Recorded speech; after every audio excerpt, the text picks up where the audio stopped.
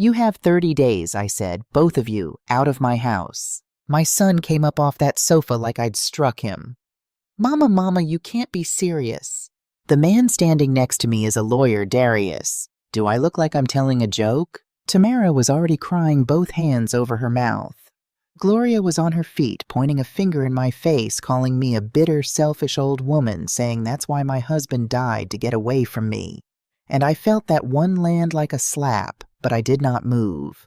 I had a lawyer at my shoulder and the deed to my house in my pocketbook, and I had finally, after 30 years of saying yes, learned how to say no. "You can't put me out," Gloria spat. "My daughter is married to your son. This is their house, too." "This house," I said, "has one name on the deed, and it's mine." Darius looked at me then with his daddy's eyes wet and breaking, and he said the thing I will hear in my sleep for the rest of my life. He said, "Mama, you don't know what you're doing. You don't know what this is going to cost." And God help me, I laughed. I laughed in my son's face and said, "I know exactly what it costs. It costs me a coward for a son. I've already paid it." That was 3 weeks ago. Tonight, I am on a stepladder in that same living room, hanging 2 things on the wall in a frame I bought special. One is a letter from my husband, who has been dead almost 3 years. The other is a stack of receipts, 2 years of them, and every single one is in my son's name. When Darius said you don't know what this is going to cost, he wasn't threatening me. He was begging me. He knew something I didn't. They all did. There was a box in his closet locked and a date coming that none of them would say out loud, and a reason my boy came home gray and slept at the kitchen table in a stranger's yellow vest. And I, the smartest woman in that room, the one with the lawyer and the deed and the steady hand, I had taken every true thing in that house and read it exactly backwards. I almost destroyed the one child God gave me. I came one phone call from it. To understand how you have to go back to a Sunday in October when my daughter-in-law's mother stood in my living room with my own coffee in her hand and told me gentle as you'd talk to a slow child that I was too old to keep my house. That's where it started. That's where I started getting it all wrong. My name is Vanessa Coleman, and I have lived at 1428 Larkspur Avenue for 33 years. Walter and I bought it in 1991, the spring our boy turned 7. It's a brick house on a corner lot in a part of Atlanta that used to be all of us black families, church families, men who washed their cars on Saturday, and women who could tell your mama everything you did before you got home. A lot of those families are gone now, sold to young white couples who put up the gray paint and the little flags. But I stayed. I stayed because Walter is in that house. His hands are on the door frames. His voice is in the kitchen. You don't sell that. I worked 30 years for the United States Postal Service. 30 years of walking a route 6 days some weeks in the Georgia heat and the 2 days a year it iced over. My knees know every porch on Beecher Street. I retired in 2019, and I'll tell you about 2019 in a minute because 2019 matters more than I knew at the time. I am not a poor old woman. I want that clear because of how this story ends up looking. I have my pension, I have my Social Security, I sing second alto in the choir at Greater Mount Zion, I do the water aerobics class on Tuesday and Thursday mornings at the Y with my best friend Loretta Pearson, and I keep a vegetable garden in the back that puts the neighbors to shame. I learned to use the Facebook and the FaceTime so I can see my sister Bernadine down in Savannah. I am 64 years old, and there is nothing wrong with my mind. I say that last part because they tried to tell me there was, but I'm getting ahead. When Darius told me he and Tamara were getting married, I was glad. My son was 38, and I'd started to wonder if he'd ever settle. He met Tamara at the logistics company where he works, and I watched my serious, quiet boy go soft around the edges when he talked about her. He laughed more. He stood up straighter. A mother notices. So when he came to me 2 months after the wedding and said the rent on their apartment had jumped, and could they stay at the house for a while just to get on their feet? I didn't even let him finish. I said yes. I said there's 3 bedrooms and 1 old woman. What do I need all this room for? I said as long as I'm breathing, this is your home too. What I didn't say, what I'd never told anybody, not even Loretta, was that the house was still mine. All the way mine. The deed said Vanessa Coleman and nobody else. Years back, I'd thought about signing it over to Darius, putting his name on it, so the whole thing would pass clean when I died and save him the lawyers. I even had the form once. But something in me, call it instinct, call it the Holy Spirit, call it an old woman who's seen things something said not yet. And I'd folded the form back up and put it in the drawer with Walter's reading glasses. Not yet. I want you to remember that, because for a long time I thought that deed was going to be my sword. The thing I'd pull out when the time came. I was wrong about that too. But I'll get there. The trouble didn't come in like a storm. It came in like water, a little at a time, finding the low places. Tamara moved her things in over a couple of weekends, and that was fine. That was right. A wife should fill her home. But then her mother came. Gloria Banks arrived on a Friday in late September with 2 suitcases and a smile I didn't trust from the door. "Just for a few days," she said, "just to help you girls get settled." She looked around my living room the way a woman looks at a house she's pricing. Lord Vanessa all this space. A few days became a week. A week became most of a month. Gloria slept late, left her things across my sofa, used my good guest towels, the ones I keep folded for company, and started saying we about my house. We were thinking. We should. We need. As if she'd been deeded a share of it on the drive over. And the house started changing. I came home from choir one Sunday, and the portrait of Walter that hangs in my front hall, Walter in his church suit, the only good photo of him I ever got, was gone. In its place was a big gold-framed mirror I'd never seen. I stood there with my pocketbook still on my arm and felt something close around my chest. I didn't say a word. I took Walter down to my room and set him on the dresser where I could see him, and I told myself she lives here. Now she wants to feel at home. Don't be that kind of mother-in-law. 2 weeks later, it was my chair. The good reading chair by the window where I sit in the afternoons, pushed into a corner behind a big plant. Somebody bought half hidden like furniture you're ashamed of. Then it was the kitchen. I came in from the garden one day and found all my pots, the cast iron, the heavy aluminum, 30 years of pots, the ones I made Walter's birthday smothered chicken in every single year stacked in a cardboard box by the back door. New pots sat shining on my stove, the kind that cost what I used to make in a week. "We updated those for you," Tamara said behind me soft. "Yours were getting old. We were going to donate them." "These are mine," I said. "If anybody's donating my pots, it'll be me." Tamara looked at me for a second. Really looked the way you look at somebody when you realize you've stepped wrong, and then she dropped her eyes and said, "Yes, ma'am, of course." And she carried the box back to the pantry herself. "I'll tell you something about Tamara, and you remember it. She was never the one who pushed.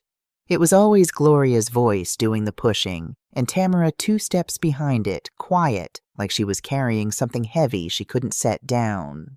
I caught her in the hall one evening, after one of those days, talking low on her phone with her back to me, and when she turned around, her eyes were wet. She wiped them quick, and gave me a smile that didn't fit her face. I figured it was wedding stress. New marriage mother-in-law, her own mama camped out on the sofa. Any girl would cry.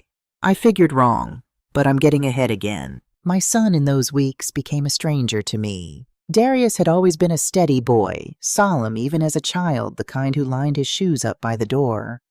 But that fall he came home from work gray. There's no other word. Gray in the face, dark under the eyes, moving like a man twice his age. He'd come in late, later and later, and some nights I'd find him asleep at the kitchen table at 11 o'clock, still in his clothes, his head down on his arms, like a child who didn't make it to bed. One night I went to drape a blanket over him and saw hanging out of his work bag on the floor a reflective safety vest, the bright yellow kind with the silver stripes. Darius works in an office at that company. Inventory logistics, a desk, and a computer. He doesn't wear a vest. I remember thinking, the way you think, at a thing that doesn't fit, and then I covered him up and turned off the light and didn't think about it again. I should have thought about it. It was right there. It was all right there. He didn't talk to me anymore, not really. I'd catch him looking at me sometimes across a room with an expression I couldn't read, like he wanted to say a thing and couldn't get it up his throat. And then Tamara or Gloria would come in, and his face would close like a door, and he'd go quiet. He never took my side. When Gloria said her little cuts about my age, my house, my old-fashioned ways, Darius ate his food and looked at his plate. I'd raised that boy alone after Walter passed, taught him to tie his shoes, ride a bike, say yes ma'am, and no sir and thank you for having me. And now he sat at my table while a woman I barely knew talked over me, and he said nothing. It broke my heart. I thought it was weakness. I thought my son had gone soft in the worst way, too lazy or too scared to stand up for his own mother. That's the thing about the wrong story. It explains everything. Every fact fits. The late nights, the gray face, the silence, the way he wouldn't meet my eye. I had a story that made sense of all of it, and the story was my son is a coward who's been turned against me. The right story would have explained all of it, too. I just didn't have the right story yet. The mail is what I should have caught. I spent 30 years carrying other people's mail, and I missed my own. One afternoon, a certified letter came the kind you sign for, addressed to Walter and Vanessa Coleman. I was coming up the walk, and the carrier was just leaving, and Darius came out of the house faster than I'd seen him move in weeks, and signed for it himself, and tucked it under his arm. "Who's writing to your daddy?" I asked. "Walter's been gone since 2021. The mail still comes for him, sometimes the VA, the insurance people who don't update their lists." "Junk," Darius said. "Just junk, Mama." And he went inside with it under his arm, and I let it go because what does an old woman want with junk mail? It wasn't junk, but I didn't know that for 3 more weeks, and by then I'd already done most of the damage. The Sunday it turned, I'd come home early from church. I came in the side door quiet the way I do, and I heard them in the living room. Gloria and Tamara and Gloria was talking in that low, fast voice she used when she thought I was gone. "Oh, I'm telling you, we don't have until spring," Gloria was saying. "You keep waiting and waiting, and there's not going to be anything left to wait on. You have to move now while you still can, while it's still manageable." "She's Darius's mother," Tamara said, and her voice wasn't sharp. It was tired. It was almost pleading. "I can't just, Mama, I can't push her out of her own house." "Nobody's pushing anybody," Gloria said. "We're being practical. She's an old woman rattling around in a house too big for her, and you two are trying to start a life. It doesn't add up. You explain it to her right gently about a nice senior community somewhere. She'll have her own people, activities, all that. And if she won't hear it, gentle." Gloria's voice dropped, and I heard the iron come into it. "Then you make it so she'd rather go. You move her things, you take her spaces. Old people don't like a fight. They tire out. She'll want to leave on her own."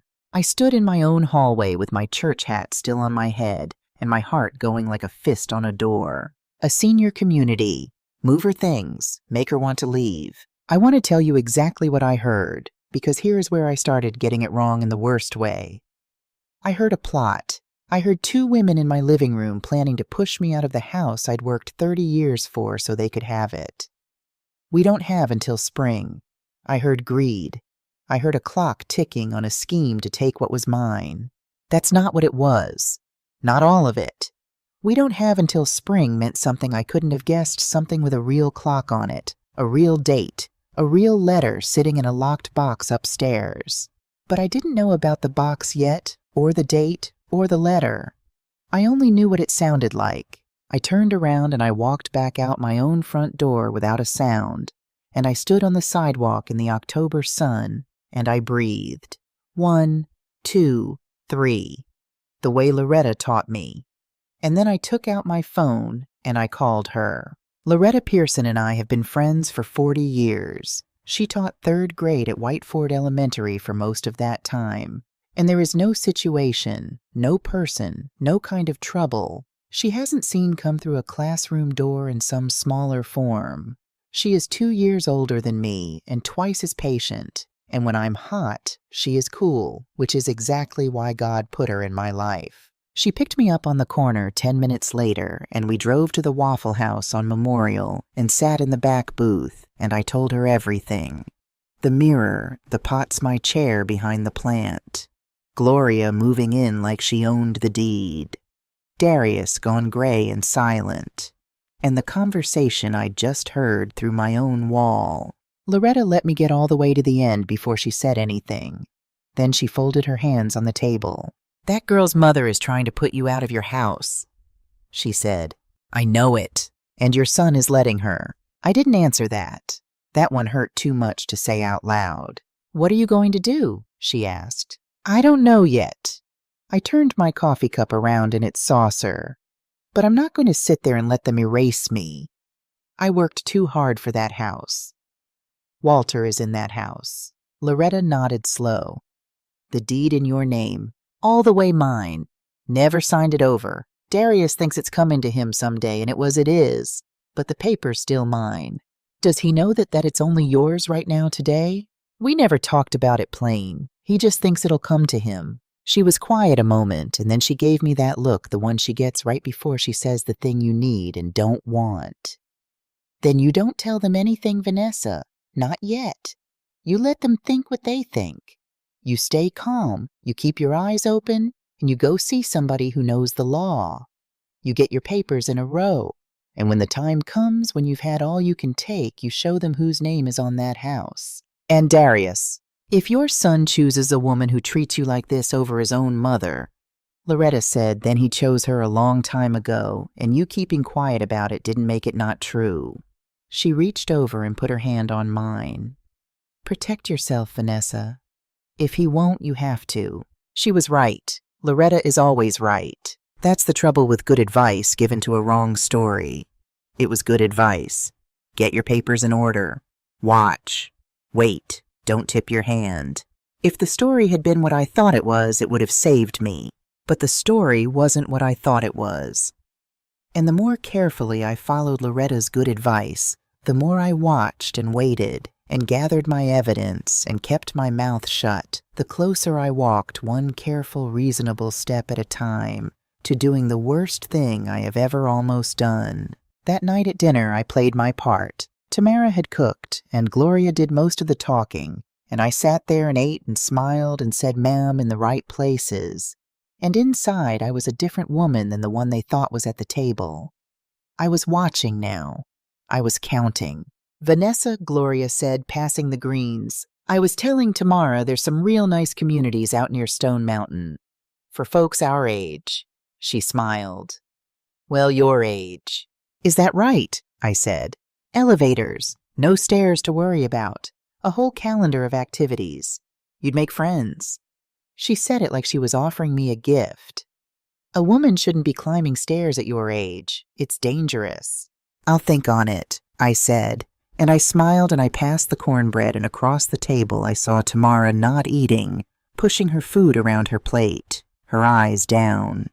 And I saw Darius, my Darius, staring at the middle of the table at nothing with a face like a man holding his breath underwater, waiting to come up. I thought he was ashamed of his weakness. I had it exactly backwards.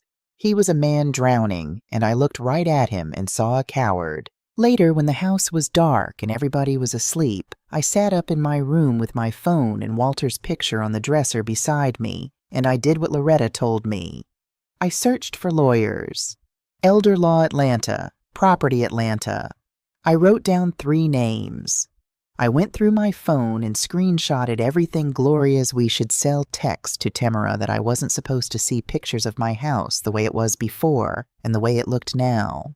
Walter banished to my dresser, my chair behind the plant. I built my case in the dark brick by brick with a steady hand. And 1 floor above me in a locked metal box on a shelf in my son's closet sat a folder of papers, neat and squared, that would have told me the truth in 5 minutes if I'd ever once thought to look.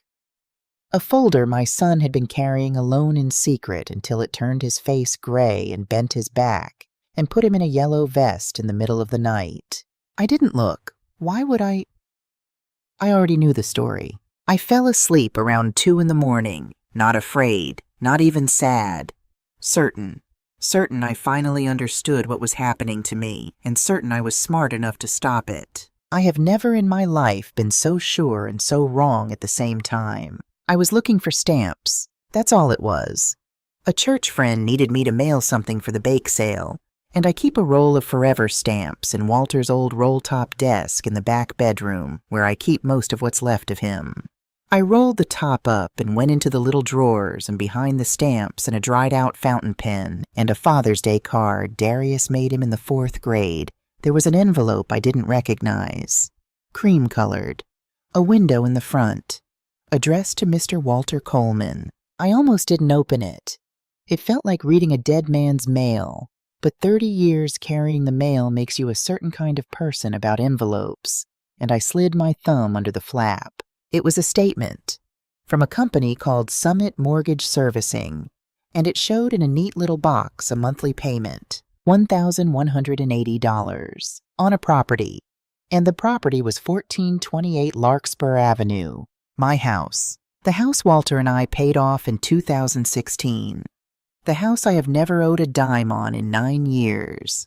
The house with my name and only my name on the deed. I sat down on the edge of that bed and I read it 3 times, and the numbers did not change.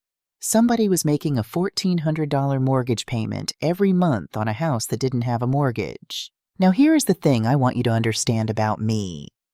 The old Vanessa, the one from before all this, she'd have walked straight out to the kitchen and waved that paper and asked everybody in the house what in God's name it was. But I wasn't that woman anymore. Loretta had taught me, don't tip your hand. Watch. Wait. So I did not say one word. I took a picture of the statement with my phone. I wrote down the date and the account number on the back of a church bulletin.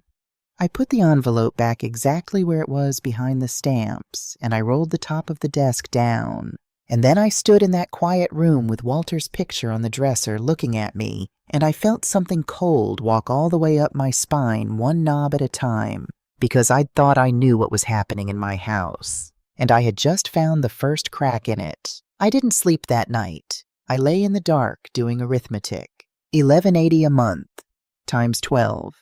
$14,000 a year, give or take, going out of somebody's pocket on a house I owned free and clear.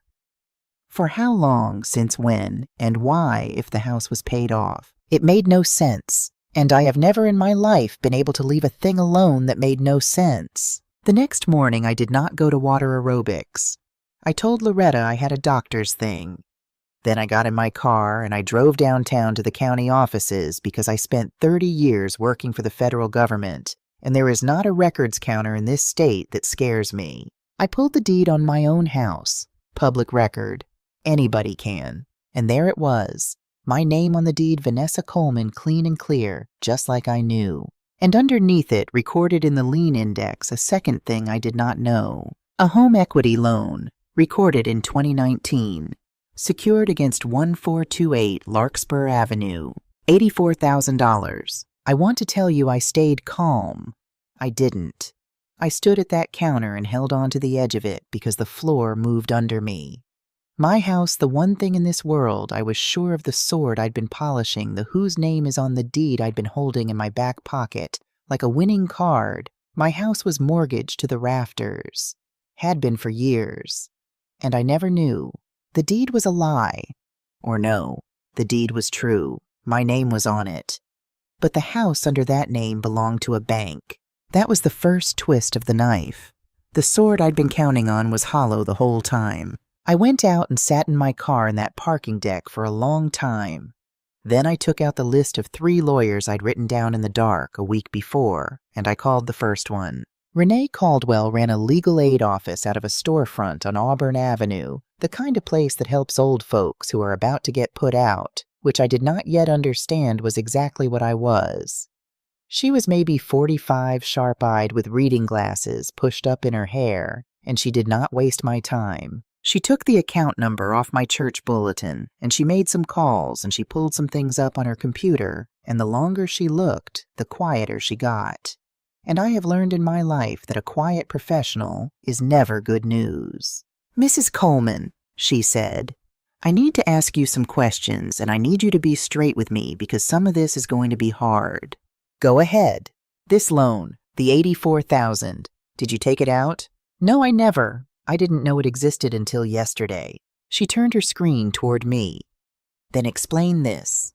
It was a loan document, dated the spring of 2019, and there were 2 signatures at the bottom, Walter Coleman and Vanessa Coleman. My own hand, my own loop on the V. I'd know it anywhere. The room went sideways. I never signed that, I said. I'm telling you I never. Mrs. Coleman. Renee said it gently. Is that your signature? I looked at it, and God help me it was. It was mine. And then the date snagged on something in me. The spring of 2019. And I went cold all the way through, but not for the reason you think. Not for the reason that was the truth. I'll explain. In the spring of 2019, I was dying. I don't say that for the drama. It's just the plain fact of it. I'd been diagnosed the winter before it was bad. It was the kind with a number after it that makes the doctor lower his voice. And that whole spring is a fog to me. Surgery. The chemo that made me a ghost. Walter driving me to the cancer center on Clifton Road at 6 in the morning and sitting with me for hours and driving me home and doing it again 3 days later. I lost my hair and most of myself. There were weeks I couldn't have told you what I signed because there were weeks I couldn't have told you my own name. So when Renee showed me my signature on a paper from the spring of 2019, the cold that went through me was this. I signed things that spring I don't remember. Walter would put papers in front of me, the disability, the early retirement, the insurance, and say, sign here, baby, and I'd sign. I trusted that man with my life. That's what I thought it was. More of those papers. Something to do with my being sick. I figured Walter had borrowed against the house and all that chaos to keep us afloat while I couldn't work and never told me, and then he died before he could. What I did not think, what did not even cross my mind because it could not, was why a man borrows $84,000 the same season his wife is in a cancer center fighting for her life. I didn't think it because I knew for an absolute fact that my cancer never cost us a penny. Walter told me so himself. Over and over every time I worried about it from that hospital bed. Don't you think about the money, Vanessa. There's a fund. The hospital's got a program charity care. It's all taken care of. You just get well. And I got well. And in 9 years, I never saw a single bill because there was never a bill to see. So no, $84,000 in the spring of 2019 did not connect to one single thing in my mind. It was just a mystery. My husband's secret debt with no reason attached to it. I had the whole truth sitting right there in front of me in a date and a number, and I could not read it, because I'd been lied to so well and so long and with so much love that the truth was the one thing I could not see. There's more, Renee said, and it's the part that matters right now. She turned back to her screen. This loan is in default. Default. It means the payment stopped. The Servicer Summit filed a notice of default. Mrs. Coleman, this is Georgia. We don't go through a court for foreclosure here. It's fast. There's a sale date already set. She looked at me over her glasses. The first Tuesday of next month. I did the count in my head. That's 5 weeks. That's 5 weeks. 5 weeks until a bank sold my house. Walter's house on the courthouse steps to whoever showed up with cash. But then she frowned at the screen and clicked and frowned more. That's strange, she said. What? The default's recent. 4 missed payments. But before that, she scrolled. Before that, this loan was paid like clockwork. $11.80 on time every single month for 2 years straight. Somebody was on top of this. Somebody was keeping it alive. Walter's been dead almost 3 years, I said. He couldn't have been paying it. No, she said. He couldn't. Somebody else was. For 2 years. And then 4 months ago they stopped. I felt my heart start to go. Who was paying it? Renee shook her head slowly. I can't see that. Third-party payments don't show me a name. The servicer won't tell you either, not without a court order. All I can tell you is what the record says. She took her glasses off and looked at me straight. "And what the record says is that for 2 years somebody in your life loved you, or loved that house enough to put $14,000 a year into keeping it. And 4 months ago, that stopped. Somebody in my life. I sat in that storefront on Auburn Avenue, and I thought about who was in my life. And there were only 3 people it could be. 3 people living in my house. And here is where I went so wrong I can barely stand to tell it. Because watch what I did with it. I had the truth in my 2 hands. Somebody loved you or loved that house enough to keep it alive for 2 years. That's what Renee said. That's what the record said. Love. But I had a different story already built. I'd been building it for weeks. A story where Gloria was scheming and Tamara was helping, and my son sat silent and let them. And when you have a story already built, you don't tear it down for a new fact. You just nail the new fact onto the old story. So here is the story I made sitting in that chair out of facts that were all true. Walter left a secret debt. $84,000. Somehow Darius found out about it, maybe years ago. And instead of coming to me, his mother, the woman whose name is on the deed, instead of telling me he'd been quietly paying it down, keeping it hidden, keeping me in the dark. Why hide it from me unless you were planning something? And now the payments had stopped. They couldn't keep up. The house was about to go, so they needed to sell it fast before the bank took it for nothing and split whatever was left. And to sell it, they needed my name off it. They needed me gone. A nice senior community. We don't have until spring. Of course they didn't. The foreclosure sale was the spring. Everything fit. Every single thing fit. It fit so well. That's the thing about the wrong story, the thing I keep telling you. It is never the facts that fool you. The facts were all true. It was the love I couldn't see. I took somebody loved you enough to keep this house alive, and I read it as somebody's been hiding things from you to take it. Same facts. I just couldn't believe anybody in that house loved me. Not anymore. I thanked Renee. I told her I'd call her. And I drove home to my mortgaged house to have dinner with the people I now believed were robbing me. Tamara cooked that night. I remember it was meatloaf, and I remember Gloria had a glossy brochure folded next to her plate, and I remember the brochure had a picture of smiling gray-haired people doing water aerobics in a blue pool. And I remember thinking I already do water aerobics, Gloria, at the Y with my own friend for free. We got halfway through before she opened it. "Vanessa, I want you to just look at this place." She slid it across the table to me. "Stone Mountain. It's beautiful. Look at these apartments. Look at this dining room. They've got a garden you can plant in a chapel, a van that takes you to your appointments. You wouldn't have to worry about one single thing." I said. "It's not cheap," Gloria said. "I won't lie to you, but a house like this one." She waved her fork around my dining room. "A house like this is worth something. You sell it, and you'd have more than enough to be comfortable somewhere like this for the rest of your life and money left over besides." There it was. You sell it. Out loud at my own table over my own meatloaf. I set my fork down. I looked at my son.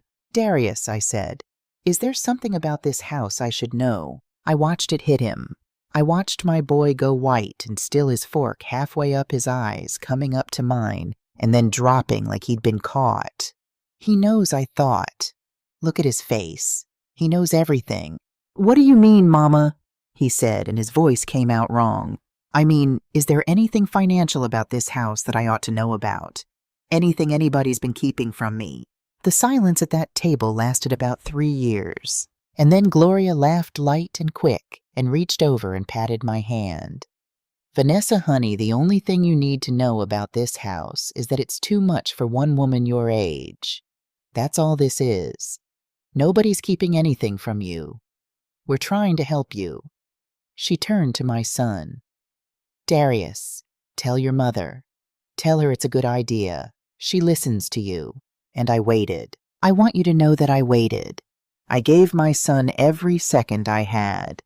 I sat there with my dead husband's debt in my pocketbook and his picture on my dresser, And I looked at the boy I raised alone, and I gave him all the time in the world to say no. To say, "Mama, no, this is your house, and nobody is selling it." To say, "What's going on? Let's talk about this." To say one true thing. Darius looked down at his plate. His jaw worked. And then, so quiet I almost couldn't hear it, my son said, "Maybe it's for the best, Mama." Something in me went out like a light. I have buried a husband. I have heard a doctor tell me a number with my whole life hanging off the end of it. I have stood at a lot of edges in 64 years. But I am telling you, nothing in my life ever hollowed me out the way those 5 words did, coming from my own child's mouth, at my own table in my own house. Maybe it's for the best. I didn't yell. I want that on the record. I didn't throw anything or raise my voice or give Gloria the scene she was waiting for. I folded my napkin. I laid it next to my plate. I stood up. "I see," I said. "Mama," Darius started. "No, it's all right." My voice came out so steady it scared me. "Thank you for dinner, Tamara. It was good." And I walked up the stairs to my room, and I closed the door, and I sat down on the floor with my back against the bed, and I cried. But not the way you'd think. I didn't cry soft. I cried with my hand over my mouth so they wouldn't hear, and it was rage coming out of me, as much as sorrow. Rage that I'd raised that boy alone, sat up with his fevers, walked a mail route in the August heat to buy his school clothes. And he could sit at my table and tell me it'd be best if I was sold off to Stone Mountain like the house. And underneath the rage, the thing that was really breaking me was that I had no son anymore. The one I'd raised was gone. Somewhere in the last year, some woman and her mother had reached into my house and taken him, and what was left was a coward in his chair who wouldn't even look at me while he gave me away. That's what I believed on that floor with my hand over my mouth. I had it so wrong. He wasn't giving me away. He was a man at the absolute end of his rope who'd been carrying a thing too heavy to carry for 2 years, who just learned 4 months ago that he couldn't carry it anymore, and who would not tell his mother why. Because his dead father had asked him not to. Because the truth would have broken me worse than any lie. Maybe it's for the best. He didn't mean the house. He never meant the house. He meant I have lost Mama. I can't hold it up anymore. And I cannot tell you what I was holding. But I didn't know that yet. I wouldn't know it for another 6 days. So I dried my face, and I picked up my phone, and I called Renee Caldwell. She answered on the second ring. "Mrs. Coleman, it's late as everything. I want them out of my house," I said. "All 3 of them. I want my house back in my hands. You said my name's on that deed. You said I let them live here. Can I unlet them?" A pause. "You can. It's your property. You can revoke their permission to stay. We'd serve a formal notice 30 days to vacate. With the deed clean in your name, it's straightforward. Then do it." "Mrs. Coleman, I have to be honest with you about something first. Putting them out doesn't save the house. The foreclosure is a separate problem, and it's the bigger one. The bank doesn't care who's living here. If we don't deal with that loan, you could win the house back from your family and lose it to Summit 5 weeks later. You understand that? One thing at a time," I said. "First I take back what's mine. Then I fight the bank. But I am done letting people I fed at my own table decide I'm too old to keep my own life." "All right," Renee said. "I'll draw it up. And I want you to bring it yourself, to the house. On Sunday during dinner when they're all sitting there. I want it served in front of my son.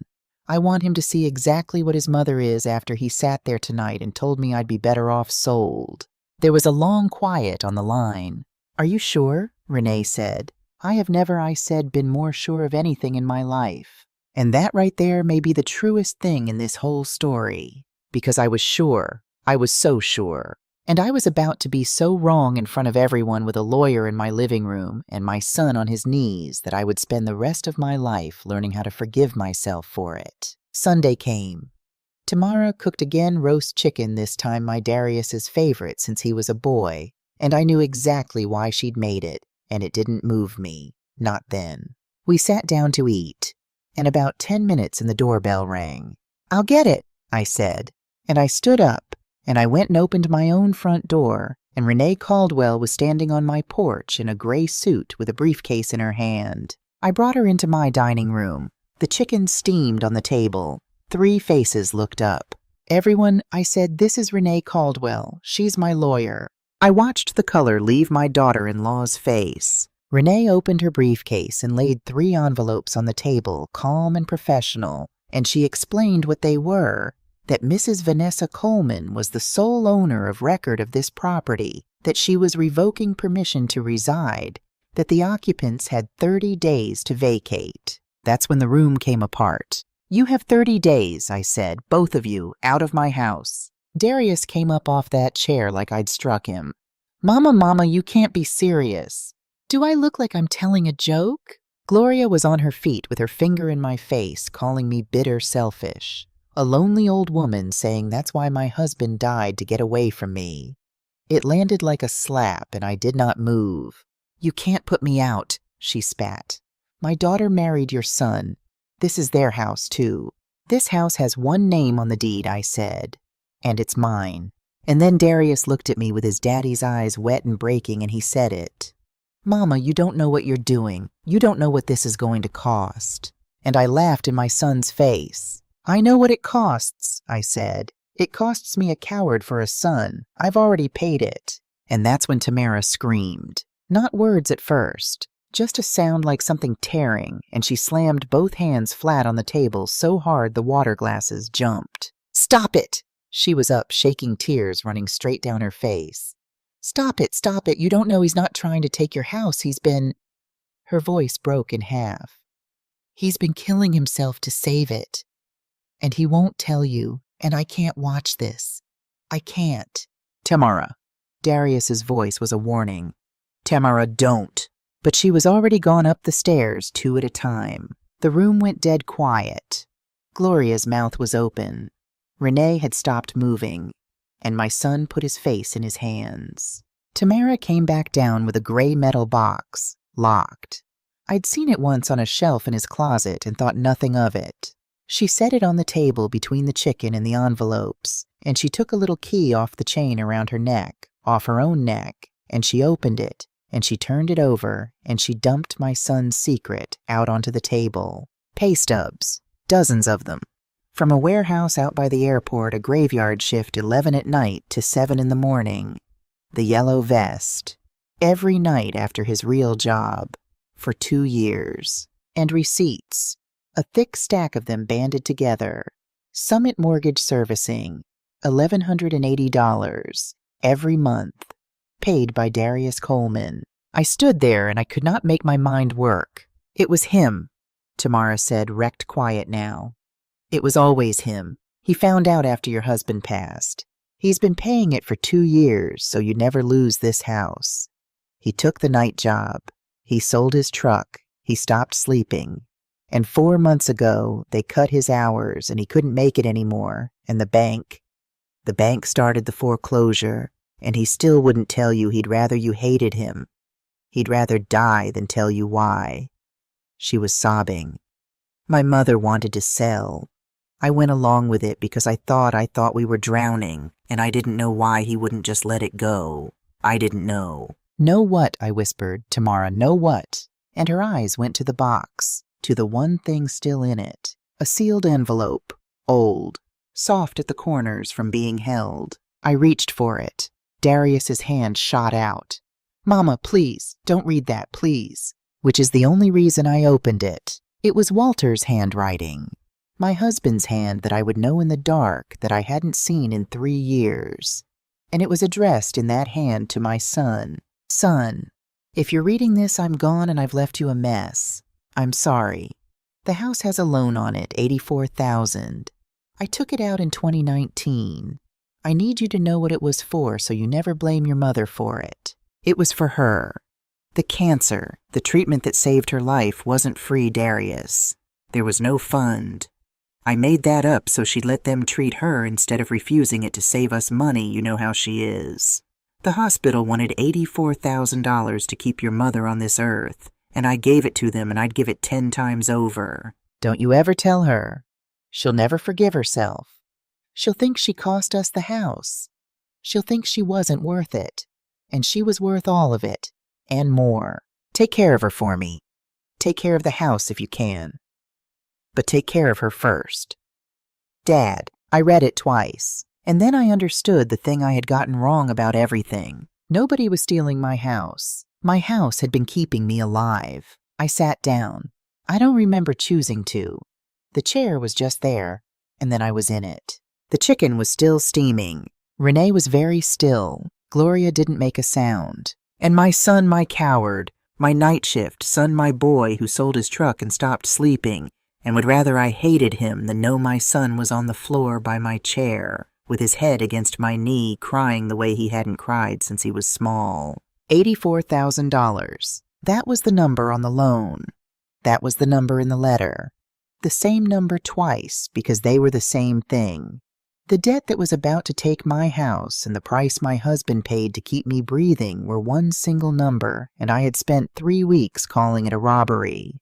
There is no word for what I felt sitting in that chair with my son's head against my knee. People think feelings come one at a time like cars on a train. They don't. Mine came all at once on top of each other, fighting for room. Relief that my boy hadn't betrayed me, it flooded in so hard it hurt. Rage right behind it at Walter dead 3 years and still keeping secrets, still deciding what I could and couldn't bear. Grief fresh as the day they put him in the ground because the man loved me enough to mortgage our whole life and let me believe it was free. And under all of it, the worst of it, the one that's never left me since, shame, because I had looked at my son across that table and laughed in his face. I had called him a coward. It cost me a coward for a son. I've already paid it. I had said that to a boy who sold his truck and worked a graveyard shift in a yellow vest so his mother could keep her home, and I'd said it with a lawyer standing in my dining room to make it official. I put my hand on his head. His hair was thin in the back now. When did that happen? When did my baby start going thin in the back of his head? Get up off this floor, Darius, I said, and my voice broke all the way through. Get up here. Come here to me. And he climbed up, and I held my grown son in my arms like he was 7 years old, and we cried into each other, and Renee Caldwell quietly gathered up her 3 envelopes off my table and put them back in her briefcase, because nobody was getting evicted in that house. Not anymore. It took us the rest of that night and most of the next day to lay it all out flat so I could see it. Here is who knew what. Walter knew everything, and Walter took it into the ground. Darius found out after the funeral. He'd gone into Walter's desk looking for the life insurance papers and found the box instead the loan and the letter his daddy wrote him. He read what his father asked of him. Don't ever tell her. Take care of her. Take care of the house if you can, but take care of her first. And my son, who is more like his father than either of them ever knew, did exactly what he was told. He started paying. He took the night job to afford it. For 2 years he carried it alone, and when Tamara came into his life, he let her carry a corner of it, but never the whole weight. She knew there was a debt and a foreclosure coming, and a box she wasn't allowed to open. She did not know what was in the letter. None of them did. Until I read it out loud over a plate of roast chicken. And then there was the part that nearly killed me all over again. I had the money. When Walter died, his life insurance paid out. $75,000. I never touched it. What was I going to spend it on? I had my pension. My house was paid off, or so I thought. So it just sat in an account at the credit union, gaining its little bit of interest year after year. $75,000 sitting still, while my son bled himself white to make $1,100 payments he couldn't afford. Why didn't you come to me? I asked him. Darius, I had it. I had it the whole time sitting right there. One phone call. Why didn't you ask your mother? And he looked at me wrecked, and he said the thing that I think is the saddest thing in this whole story. Because to ask you for the money, he said, I'd have had to tell you what it was for. And Daddy made me promise. He said it would break you. He said you'd never forgive yourself. He wiped his face. I'd rather have lost the house than do that to you, Mama. I almost did lose it. I was going to let it go before I let you find out. We both had what the other needed. I had the money. He had the truth. And the secret stood between us like a wall, so that for 2 years we starved 3 feet apart, each of us holding exactly what would have saved the other. That's what a lie does, even a loving one. Especially a loving one. It doesn't just hide the bad thing. It keeps the help from getting through. Now, let me tell you about Gloria. Through all of this, the box, the letter, my son in my arms. Gloria Banks had sat at the end of my table, and she had not said one word, and I had not forgotten her. When the worst of the crying had passed, I turned to her. "You heard all that?" I said. "I did." She lifted her chin. "And it's very sad, Vanessa. It is. But I don't see how it changes the math." The room went still. "The math," I said. "There's a foreclosure coming," she said, and her voice was perfectly level, perfectly reasonable, the voice she'd used on me for a month. "A sad letter doesn't stop a bank. The smart thing is still the smart thing. You sell, you pay them off, you take what's left, and you go somewhere sensible, and these two start fresh without a millstone around their necks. Sentiment is lovely, but sentiment doesn't pay a mortgage." And I looked at that woman, and I want to tell you something. For 1 second, 1 single second, I almost felt for her. Because Tamara had let it slip weeks before that Gloria lost her own house once. Got put out years back after her divorce, stood on the curb and watched the bank change the locks on everything she'd built. And I understood in that 1 second that to a woman who's been put out on a curb, a house isn't a home. It's a thing that turns on you. You sell it before it can. You don't hold on, because holding on is how you end up on the curb. I almost felt for her. And then she sat there after everything she'd just heard, after Walter's letter, after my son on the floor, and she chose the curb anyway. She chose the math. She looked at a family that had just been handed the truth, and she reached for the calculator. So I didn't yell. I didn't need to. I'd learned that much. "Gloria," I said, "you came into my house and you took my husband off my wall and you put my pots in a box and you tried to convince my own son I'd be better off sold to Stone Mountain. And you did it knowing there was a foreclosure coming because you thought a scared old woman would sign anything to make the trouble go away." I stood up. "You thought I was furniture. You thought I'd tire out. Well, Gloria, let me tell you what I am. I am the woman whose name is on this deed. And I am telling you to get your suitcases and get out of my house tonight and never set foot in it again." "Tamara," Gloria said, turning to her daughter. "Tamara, are you going to let her?" "Mama." Tamara's voice was very quiet and very tired and very done.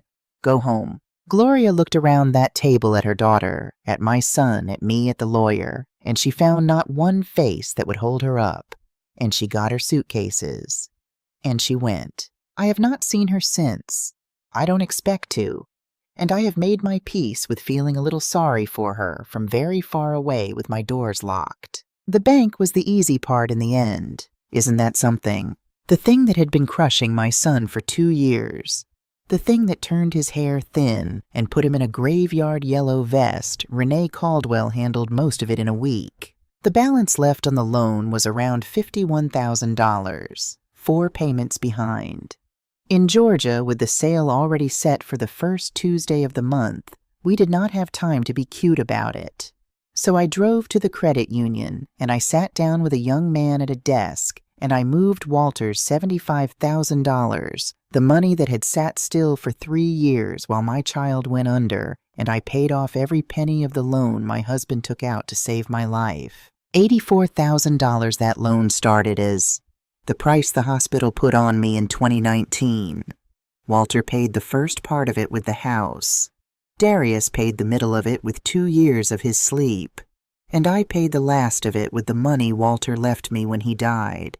Which means when you lay it all end to end, that my whole family paid for me, Walter and Darius and me each in our turn, every one of us giving up something to keep me here.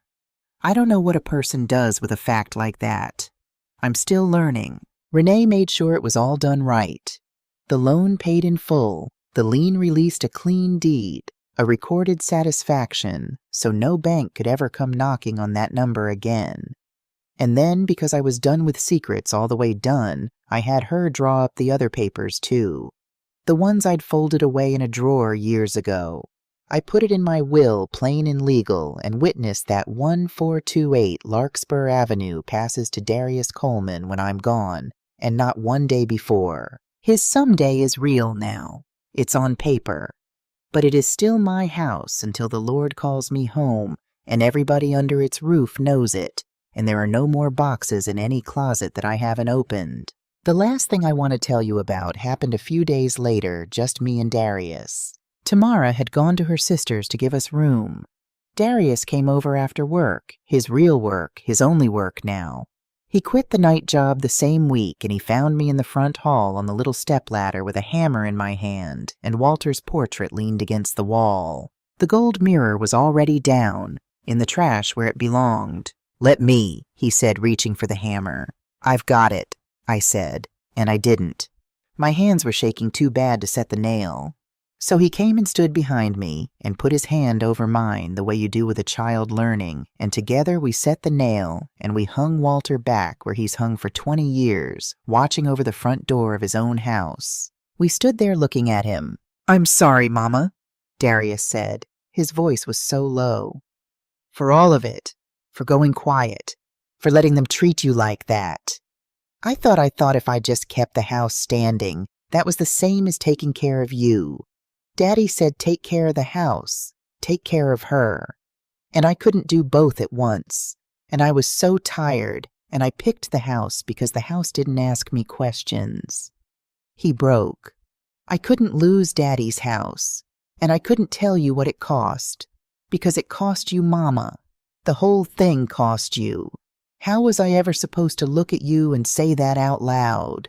I turned around and I took my son's face in my 2 hands. "Listen to me," I said. "You hear me good. You are not your father. I loved that man with my whole life, and he was wrong. He was wrong to decide for me what I could carry. He was wrong to make you carry it instead.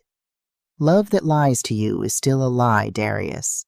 And I am too old, and I have been too close to the grave to be loved with lies anymore." I made him look at me. "From here on in this house we tell each other the hard thing, to my face, while I'm still here to do something about it. You promise me that. That's the only inheritance I want from you." "I promise," he said. "I promise, Mama." And I pulled my boy's head down onto my shoulder the way I did when he was small, and the world was too big for him. And behind him on the wall, Walter watched us both. The way he'd watched us both the whole time, paying for me in the dark, never once letting me see the bill. I used to think that deed in my name was going to be my sword, the thing I'd raise up to protect what was mine. I had it backwards, like I had everything backwards that year. That deed was never a sword. It was a love letter. It was the last thing left standing of everything my family had given up to keep me. And it had my name on it. Only my name, Vanessa Coleman, all by itself. Not because I was alone, but because I was the one they all decided was worth saving. It's spring again now. The first Tuesday of the month came and went a while back, and no bank sold my house on any courthouse steps, and I planted my tomatoes in the back like I do every year, and nobody told me I was too old to be on my knees in the dirt. The house is mine. Clean and clear and paid for 3 times over if you want to count it honest. Walter's portrait hangs in the front hall where it's hung for 20 years. And next to it now in a frame I bought special and hung myself is his letter. The whole letter behind glass in his own hand. And beside the letter, the receipts, 2 years of them, $1,180 a month in my son's name. People who come by ask me about it. They think it's strange framing a stack of old mortgage receipts like they were a diploma. I tell them it is a diploma. It's the proof of the most expensive education I ever got what my family was willing to spend to keep me, and what a secret cost us all on top of it. I look at that wall every single morning with my coffee, and it keeps me honest. Darius and Tamara still live here. We talked about whether they should, and we decided yes. but a different kind of yes than the one I gave that first time. The one I gave half blind, trying to be the easy mother-in-law who never said a word. This time everybody knows the rules, because I said them out loud. My house, my name, my decisions for as long as I'm above ground. After that, it's Darius is free and clear with no boxes and no letters and no graveyard shifts. We tell each other the truth in this house now, even when it's hard. Especially when it's hard. That's the only way I'll have it. Tamara and I are slow with each other still. There's a thing that happens between two women after one of them watched the other almost get sold off. It doesn't heal in a season. But she's a good girl. She broke that table in half with her 2 hands to save me, when staying quiet would have been easier for her. I don't forget that. We're getting there. Gloria, I told you I haven't seen. I hear she's living out by her sister now. Sometimes on a soft evening I find I can pray for her without my jaw going tight, and I take that as a sign I'm getting better. Loretta still picks me up Tuesdays and Thursdays for the water aerobics. The choir still expects me Sunday morning second alto. My sister Bernadine came up from Savannah, and we took pictures in my living room with the spring light coming through, and I put them on the Facebook, and I felt proud. Proud of my house. Proud of my family, mended and honest. Proud most of all that I was wrong, because being wrong meant the people I love never stopped loving me, not for one single day. Not even on the day I called my son a coward to his face. I went looking for a weapon to defend my house. I found a love letter written in debt. For 3 weeks I believed my own family was stealing my home. The truth was my husband mortgaged it to keep me on this earth, and my son had been paying for my life one night shift at a time. The house was never the inheritance. I was. If you've stayed with me this long, let me leave you with the few things I know now that I didn't know in October, sitting in my kitchen, so sure and so wrong. The first is this.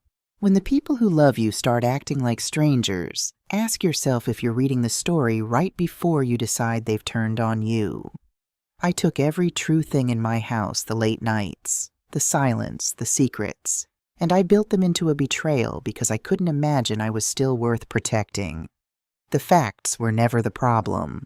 My own heart was. I'd stopped believing I was loved, and so I couldn't see the love even when it was breaking its back in front of me. The second is about secrets, even kind ones. My husband lied to me out of pure love, and my son kept that lie out of pure love, and that gentle, beautiful lie nearly cost me my child and cost my boy 2 years of his sleep. A secret doesn't only hide the hard thing. It stands in the doorway so the help can't get through. I had the money to save us sitting in a drawer the whole time. Love that won't tell you the truth isn't protecting you. It's deciding for you what you're strong enough to carry, and that's not love's job. And the last thing, the one I'd want every woman my age to hear you, are not furniture.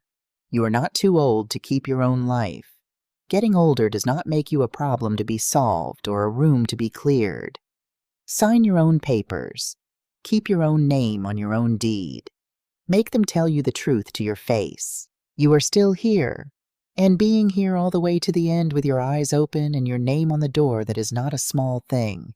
That is everything.